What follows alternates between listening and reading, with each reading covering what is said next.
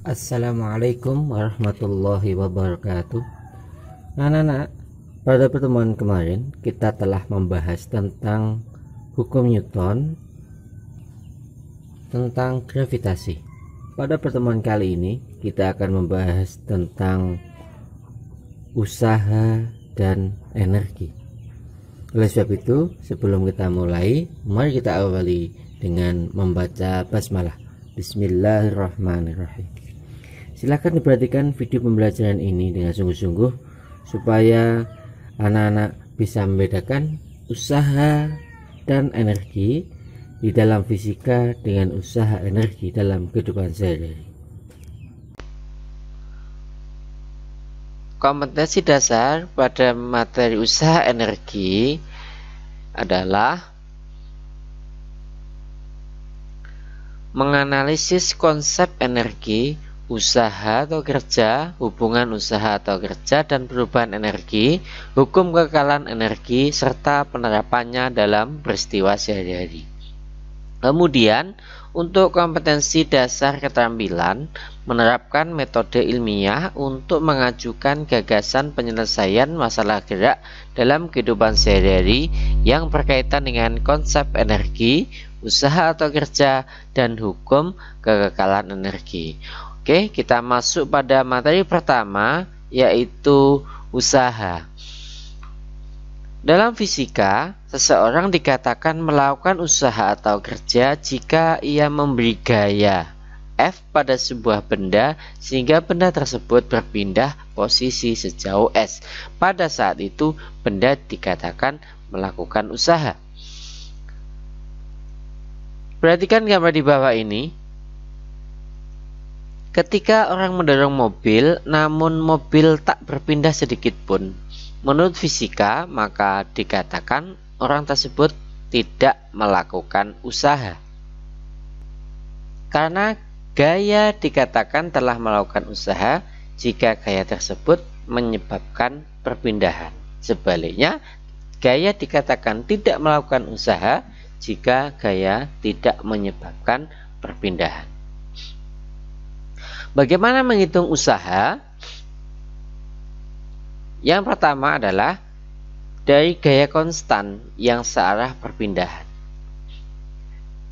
Maka untuk menghitung usahanya sama dengan gaya kali perpindahan. Kita contohkan, sebuah balok bermasa 10 kg didorong oleh gaya 200 Newton sehingga berpindah sejauh 1 km. Berapa usaha yang dilakukan oleh gaya tersebut? Karena gaya konstan ini searah dengan perpindahan, maka gaya konstan ini nanti cara menghitung usahanya adalah W sama dengan F kali S. Berarti 200 Newton dikali perpindahan, yaitu 200 kali 1000 sama dengan 200.000 Joule atau diubah menjadi 200 kilojoule. Yang kedua, bila gaya konstan berlawanan dengan perpindahan, maka untuk menentukan usahanya dihitung dengan minus gaya kali perpindahan. Kita contohkan soal seperti tadi, bila didorong dengan gaya 200 Newton, namun ada gesekan dengan lantai sebesar 50 Newton, sehingga berpindah sejauh 1 km. Berapa usaha yang dilakukan oleh gaya gesek tersebut? Yang ditanyakan di soal hanya gaya gesek. Gaya gesek arahnya berlawanan dengan arah perpindahan atau arah gerak. Sehingga untuk menentukan usaha yang dilakukan oleh gaya gesek sama dengan minus gaya dikali perpindahan. Gaya gesek senilai 50 Newton dikalikan dengan perpindahannya 1000, sehingga gaya gesek melakukan usaha sebesar minus 50 kali 1000 sama dengan minus 50.000 Joule atau sama dengan minus 50 kilojoule. Itu gaya gesek saja. Bagaimana kalau gaya konstan membentuk sudut terhadap perpindahan? Maka seperti ini, gaya F membentuk sudut alfa terhadap perpindahan, maka diuraikan gaya yang searah dengan perpindahan dan gaya yang tegak lurus dengan perpindahan atau diuraikan ke arah sumbu X dan ke sumbu Y. Bagaimana menghitung usaha yang dilakukan oleh gaya yang membentuk sudut terhadap perpindahan? Dihitung dengan cara W sama dengan F cos alfa kali S. Yang dihitung adalah gaya yang sejajar dengan perpindahan. Karena sudah kita uraikan, gaya yang sejajar dengan perpindahan adalah F cos theta. Kita contohkan seperti contoh tadi, namun dengan sudut 60 derajat. Berapa usaha yang dilakukan oleh gaya tersebut? Diketahui massa 10 kg didorong oleh gaya 100 Newton dan membentuk sudut 60 derajat. Perpindahannya 1 km atau 1000 meter. Untuk menghitung usahanya menggunakan rumus F kali cos alfa kali S. Sehingga F sama dengan 100 kali cos 60 derajat itu 0,5 dikali perpindahannya 1000. Sehingga sama dengan 100 kali 0,5 kali 1000 sama dengan 50.000 atau setara dengan 50 kilojoule. Jadi yang dihitung adalah gaya yang arahnya sejajar dengan perpindahan.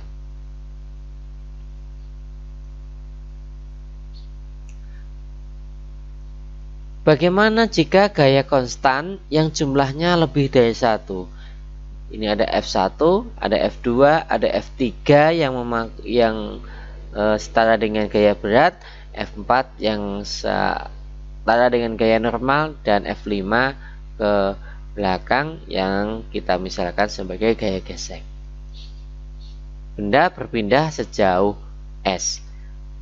Maka kita hitung gaya-gaya yang dilakukan oleh masing-masing. Maka kita hitung usaha yang dilakukan oleh masing-masing gaya. W1 berarti gaya 1 kali perpindahan, W2 gaya 2 kali perpindahan. Karena F1 F2 ini searah dengan perpindahan, maka langsung gaya kali perpindahan. Untuk F3 karena dia ke bawah atau membentuk sudut 90 derajat, maka W kali perpindahan kali cos 90 derajat. W4 yaitu F4 kali gaya normal. F4 atau N ini ke atas atau membentuk sudut 90 derajat juga terhadap perpindahan, sehingga dikalikan dengan cos 90. Untuk W5 arahnya ke belakang berlawanan dengan arah gerak seperti poin 2 tadi, sehingga untuk menghitung W5 sama dengan min F kali S. Untuk menghitung berapa besarnya gaya total yang dialami oleh balok, maka caranya ditambahkan semua, usaha 1, usaha 2, usaha 3, usaha 4, dan usaha 5. Kita contohkan, sebuah balok bermassa 10 kg didorong oleh gaya F1 10 Newton, F2 20 Newton, bila gaya gesekan lantai 5 Newton, dan G sama dengan 10 meter per sekon kuadrat, sehingga berpindah sejauh 1 km. Berapa usaha total yang dilakukan oleh gaya tersebut? Ketahui massa 10 kg didorong oleh gaya F1 10, F2 20, kemudian W atau F3 itu 100 Newton, dan F4 atau N sama dengan W sama dengan 100 Newton, dan gaya gesekannya 5 Newton. Benda berpindah sejauh 1 km. Maka kita hitung W1 adalah gaya 1 kali S. Karena dia searah perpindahan, maka langsung dikali gaya kali perpindahan sama dengan 10.000 Joule. F2 juga sama, karena searah perpindahan 20 kali 1000 sama dengan 20.000 Joule. Untuk W3, usaha yang dilakukan oleh gaya ketiga adalah gaya berat, yaitu W kali cos sudut 90 kali perpindahan, karena W dengan perpindahan membentuk sudut 90, sehingga sama dengan 100 kali cos 90 itu 0, perpindahannya 1000, sehingga usaha yang dilakukan oleh W3 sama dengan 0. W4 sama dengan N kali cos 90 kali S, karena gaya normal juga membentuk sudut 90 terhadap perpindahan, sehingga nilainya 0. W5 usaha yang dilakukan oleh gaya gesek adalah minus gaya gesek kali perpindahan, yaitu minus 5 kali 1000 menghasilkan 50.000 Joule. Untuk menghitung usaha total kita jumlahkan semua. 10.000 ditambah 20.000 ditambah 0 tambah 0 dikurangi 5.000, hasilnya 25.000 Joule atau sama dengan 25 kilojoule.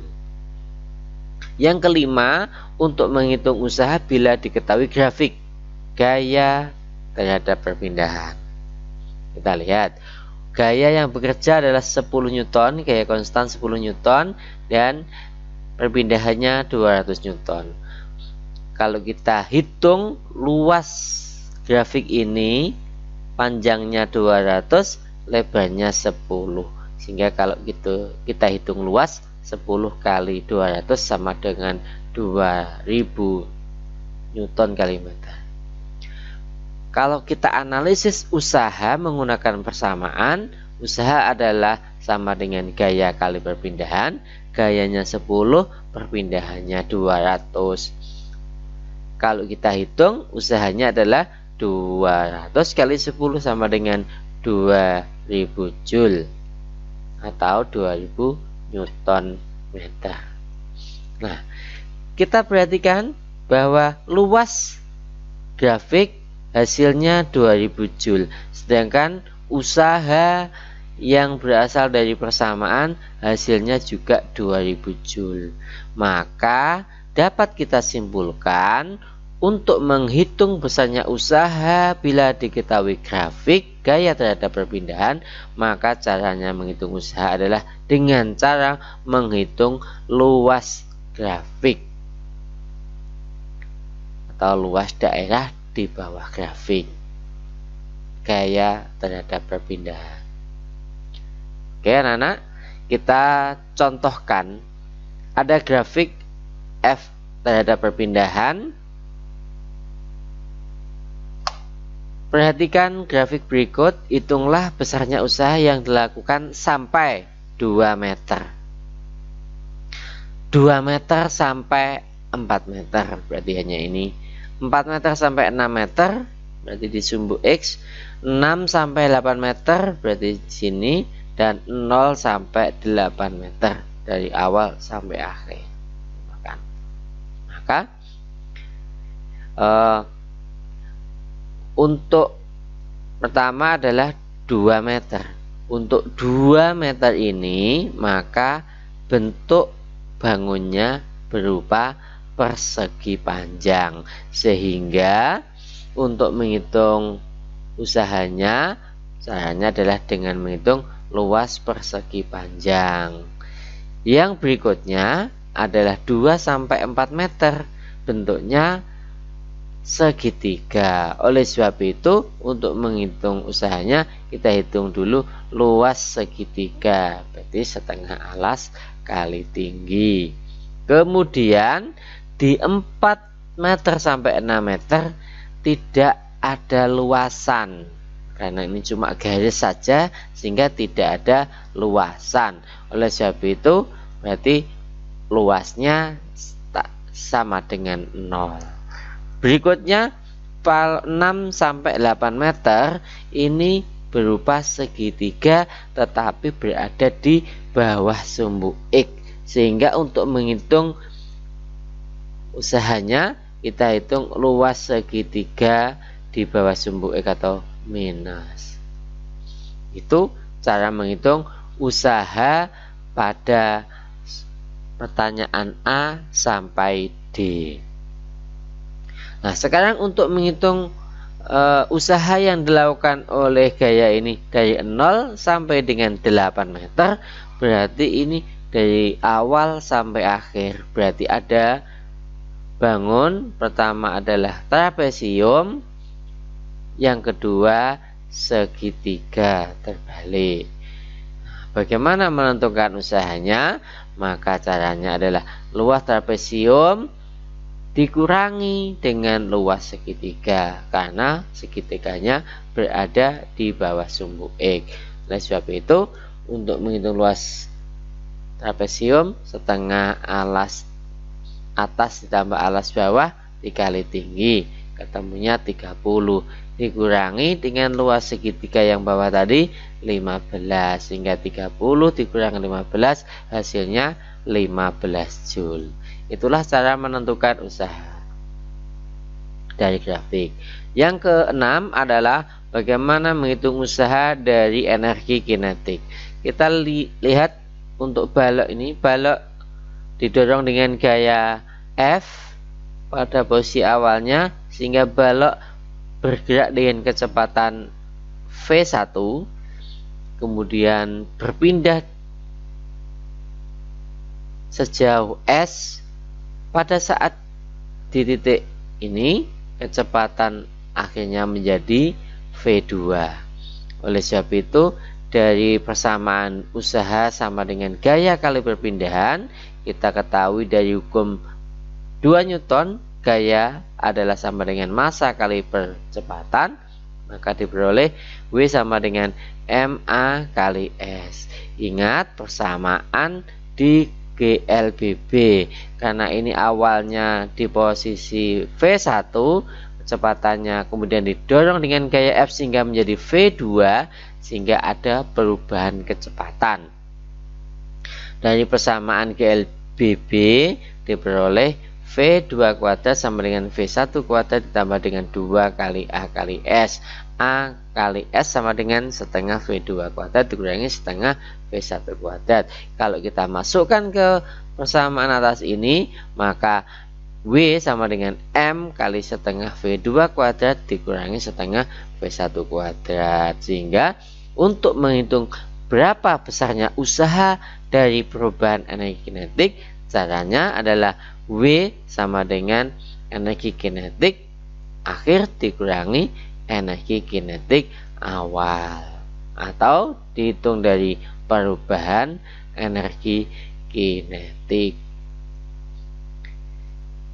Kita contohkan palu yang bergerak, maka palu akan mempunyai energi kinetik dan dapat melakukan usaha pada paku.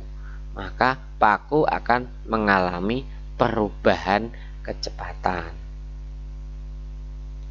Yang ketujuh, usaha dari energi potensial. Kita misalkan ada bola yang berada di atas meja dengan ketinggian H2.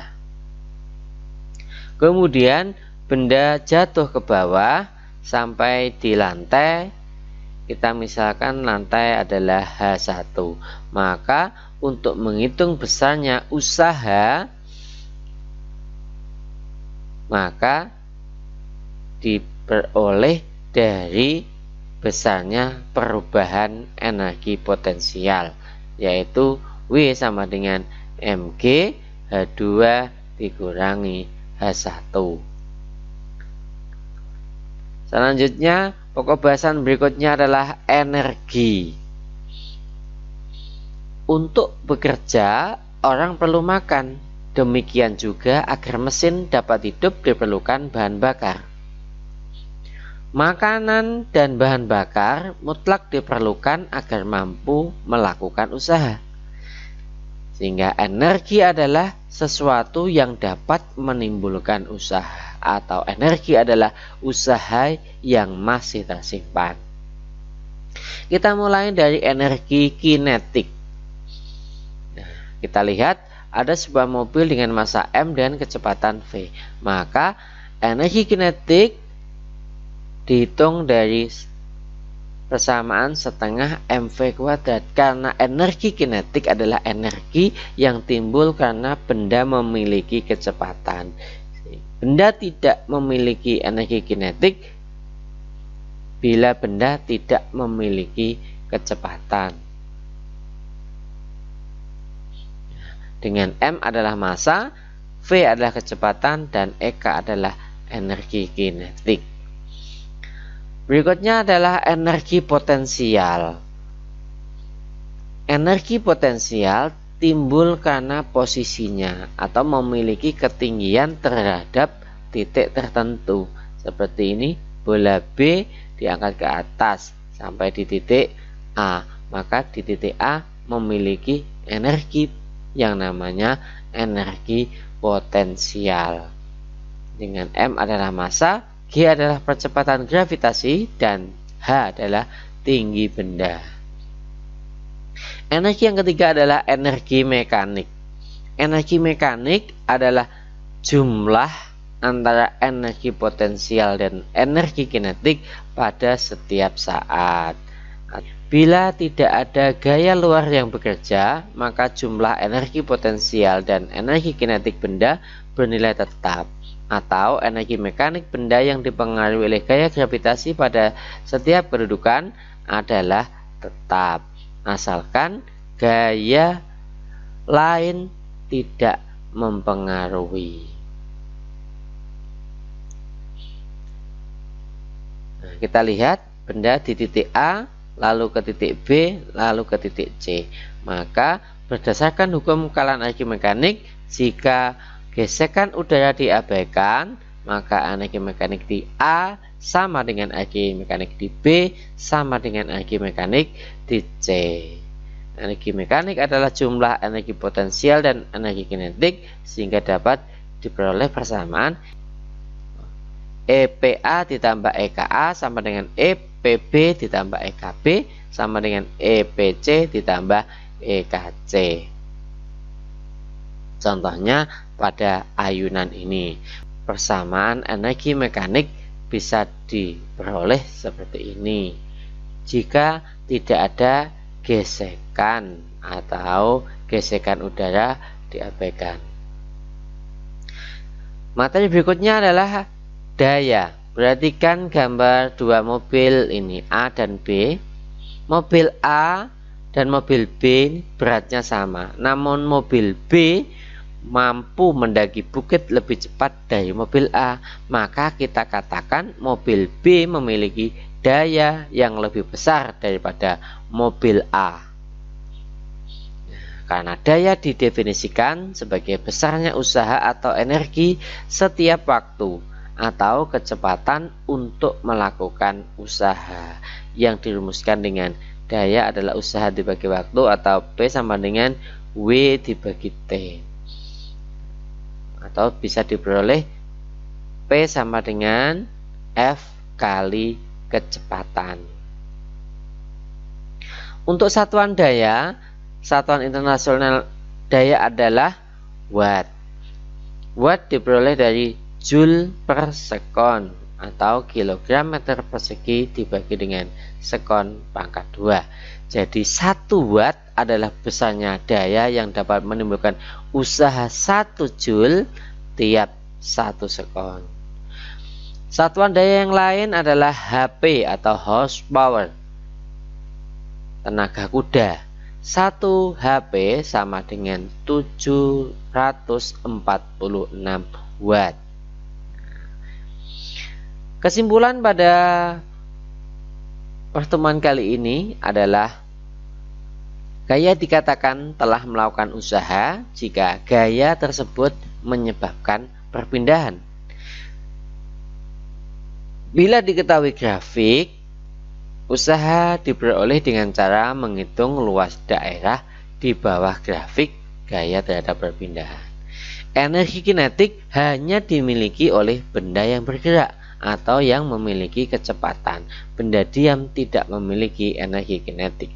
Energi potensial merupakan energi yang dimiliki oleh benda karena kedudukannya dari titik tertentu atau titik acuan. Energi mekanik merupakan jumlah dari energi kinetik dan energi potensial. Hukum kekalahan energi mekanik berlaku jika tidak ada gaya luar yang bekerja, misalnya gesekan. Yang terakhir adalah daya merupakan kecepatan untuk melakukan usaha. demikianlah pembahasan kita pada pertemuan kali ini. Mari kita berdoa, semoga kita mendapatkan ilmu yang manfaat dan barokah. Oleh sebab itu, mari kita tutup dengan membaca hamdalah. Alhamdulillahirabbil alamin. Wassalamualaikum warahmatullahi wabarakatuh.